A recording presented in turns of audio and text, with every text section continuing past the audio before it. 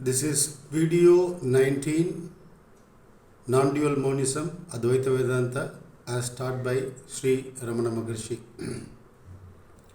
We will look at why sadhana at all, why practice at all. Why should we do sadhana to realize our true nature? Can't we just realize it without effort? No, it is impossible. Because if we observe our own head, what goes on inside, morning till we go to bed, we'll come to understand that the default rules us. What is the default? The default is the ego, ahankara, or the psychological sense of I, bodily sense of I, call it whatever. Because our ceiling remains the ego. We never question the ego. Ego remains the highest point in normal circumstances. We never question the ego itself. When we say I, this man, we take it for granted. And normally we are not given to understand that there is something behind this ego, something more than this ego. What lies behind this ego or the psychological sense of I is what is called Nirguna Brahman, which is attributeless. But this ego is full of attributes, like I am a man, I am a woman, I am a doctor, I am an engineer, I am a teacher, I am a trainer, and so on. This identification is born the moment I thought is born.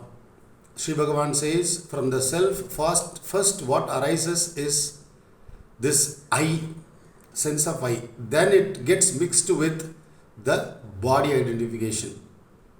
So, morning, from the moment we wake up till we go to bed, what rules us over is this ego.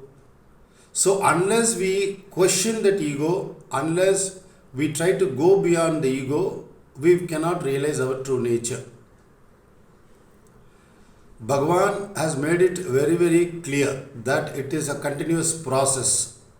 He says that the battle royal always goes on between the intellect with which we do sadhana and our vasanas, our memories, our desire for worldly objects, our goals, our sense of duty, etc.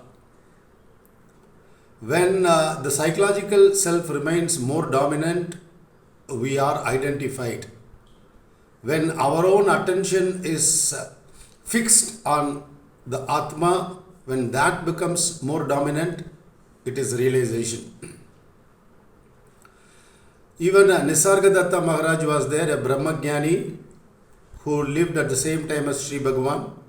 He also made it very clear, he was not an educated man. He was selling bidis, the local brand of cigarettes in India.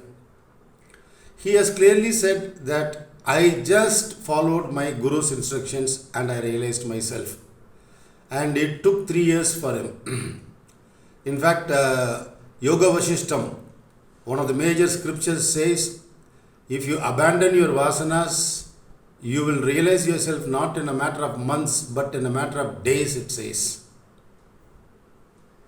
Because even our Upanishads say, Tattvamasi, you are already that. Right. Now, a thirsty man drinks water and a hungry man seeks food. The same way, if that longing has arisen in us to know our true nature, then we will resort to sadhana, spiritual practice. As I said, there are 4 paths. The first path is the path of karma, which is selfless action, selfless service towards humanity and other beings. The second path is the path of devotion, devotion to our Ishta Devata or our personal God, worship, mantras, etc. The third path is the Patanjali Yoga, Raja Yoga, where you control the mind through controlling the breath, through pranayama, observation of breath, etc.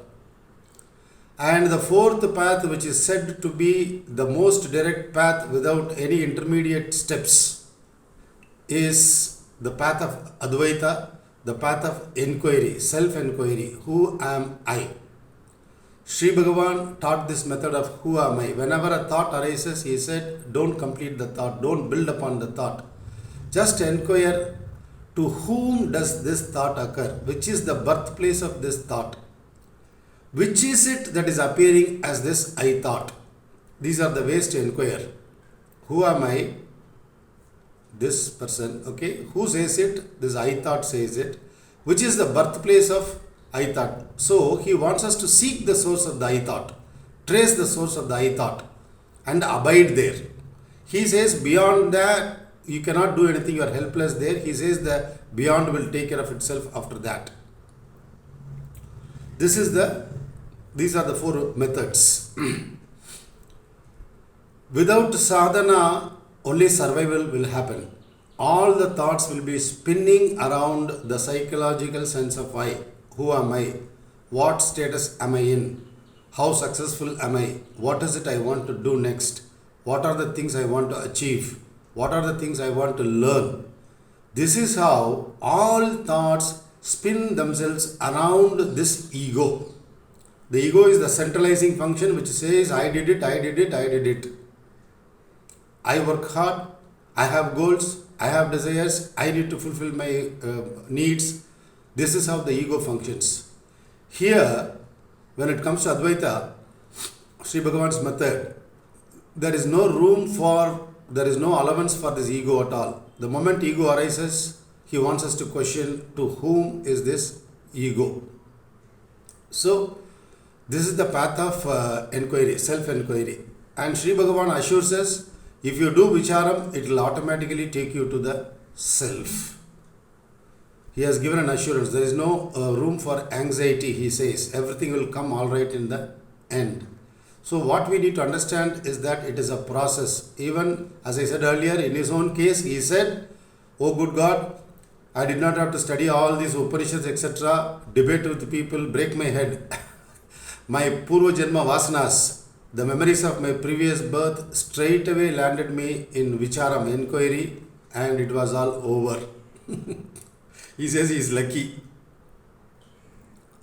See, when we have a sort of psychological need to prove ourselves, or when we long for recognition, it becomes a hurdle. That is why I always insist on the importance of neutralization of psychology. Let us just accept things as they are. Life happens in a very stratified fashion, in a hierarchical fashion. There are always people above us on any parameter, and there are always people below us on any parameter, be it wealth, beauty, achievement, etc. Now, we are keeping aside this ego, lock, stock and barrel. So, there is no question of attending to the need to prove or the need for recognition, because there is a certain higher truth. Because we have reduced ourselves to the status of an individual, we think we are the individual and we think there is nothing beyond it, and hence we keep striving to attend to the needs of this little individual. But spirituality is all about transcending it, just dropping it, not giving importance to it. Straight away, I want to realize my true nature, and I want a liberation. I want liberation from this cycle of birth and death. And of course, as I said, I quoted Sri Bhagavan, that when you realize yourself, all your worldly needs will also be fulfilled effortlessly. So, we need to give up the sense of identity with the body and the need to prove ourselves. See, when we function in the transactional world, it is quite natural to long for recognition. Yeah, I am also there. Please recognize me. I am also good. I am also great. I am an achiever, etc. And the need to prove. Yes, I need to show that I am also a worthy person. Of course, there is nothing right or wrong about it. This is how the psychology functions in the transactional worldly reality. But if we want realization, are we willing to jettison this small module called individual. If we are ready to jettison this, then we'll effortlessly move towards our original nature. Last 3 years of my sadhana has been around neutralizing my ego and then doing vicharam. Yes, it is a challenge, there is no doubt about it. Giving up ego is not all that easy, because as Bhagavan says, lifetimes of memory, lifetimes of attachment to the body, lifetimes of attachment to the desires for worldly objects, it has a big say. It forms as an obstacle to our realization. So we need to examine ourselves. As Aristotle said, an unexamined life is not worth living. The same way, an unexamined personality is not worth possessing. Finally, when it comes to realization, this ego, this personality becomes like a burnt rope. It will be there. The bodily sense will not go at all. As Bhagavan says, we cannot bury our shadow. It will be there. But know that it is only shadow. It is a temporary phenomenon. The I, the ego, is just reflected consciousness. And the reflected light comes from the original consciousness that we are. Our individual personality is like the moon, and our original nature is like the sun. So, unless we do vicharam, unless we do inquiry, we cannot transcend this psychological sense of I, bodily sense of I. And it is a process, it takes some time. Maybe it depends on the person. If somebody has done enormous amount of homework in the previous birth and this birth, it might happen quickly. So there is no hard and fast rule. If we are fully longing, and if you want to really realize our true nature, if you are ready to give up this ego, I think it should happen anytime. That is how I understand, and I keep proceeding.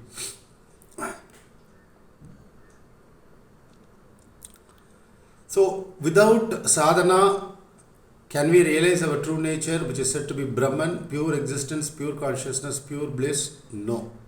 Effort is definitely needed. If we are involved in business and work, we can always set aside some time regularly to do vicharam or the other practices like breath observation or whatever, breath control, etc., or chanting of mantra. All of them will help us move towards the final Advaitic reality. And finally, we will have the strength of mind to do self-inquiry or vicharam. This is how the system works. We don't have to be impatient. We don't have to give up. It will happen. As Bhagavan says, everything will come all right in the end. But he says strongly, give up this notion that I am the body. So sadhana is very, very important, and it has to be on a daily basis. It has to happen on a daily basis until we realize our true nature, until we are stabilized in our true nature, that we are pure consciousness, pure existence, pure bliss. So let us think about why sadhana at all.